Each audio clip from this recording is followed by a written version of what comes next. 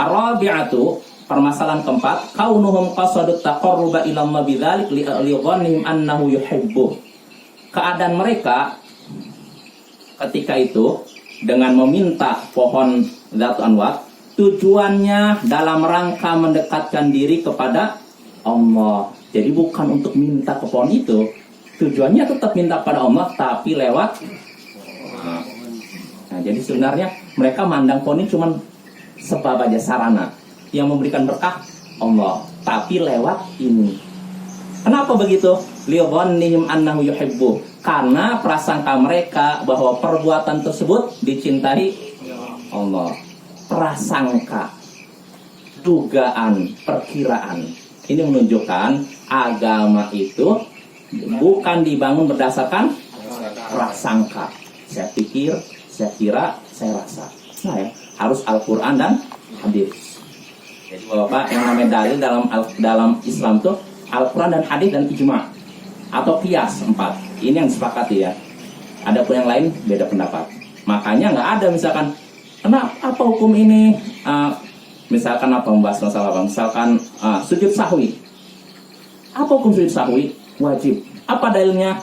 Ulama ini ngomong begitu. Bisa terima. Syekh ini berkata begitu. Terima.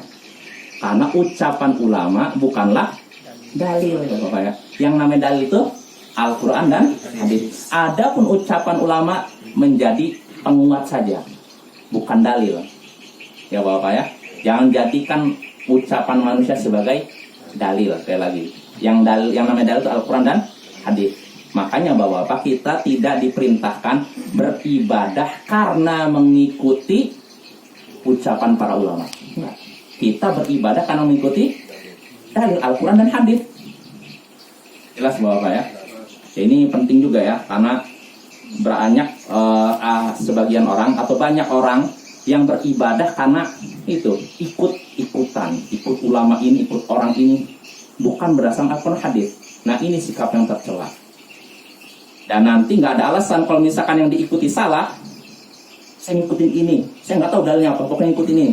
Nanti kalau ternyata yang diikutin salah, maka nggak bisa nanti di depan Allah beralasan, ya Allah saya salah karena ngikutin itu yang bertanggung jawab harusnya. Enggak, tetap kita yang kena ini juga hukuman. Jelas Bapak ya. Jadi nggak boleh kita taklid, fanatik buta dan semacamnya, harus berdasarkan dalil. Kita boleh ikut misalkan dalam suatu pendapat, air liur anjing najis. Kenapa? Karena dalilnya ini dan ini dalil ini disebutkan ulama ini, nggak apa-apa. Jadi saya ngikutin ulama ini karena dalil, bukan karena orangnya. Karena kalau ngikutin orangnya itu perkara yang tidak dibenarkan dalam Islam. Sekali lagi ini perlu kita camkan baik-baik Bapak, yang namanya dalil itu Al-Quran dan hadis. Sumber hukum dalam Islam itu 4. Al-Quran, hadis, ijma kesepakatan para ulama, dan qiyas. Kesepakatan para ulama juga bukan berarti tanpa dalil. Sebenarnya ketika ulama sepakat itu berdasarkan dalil.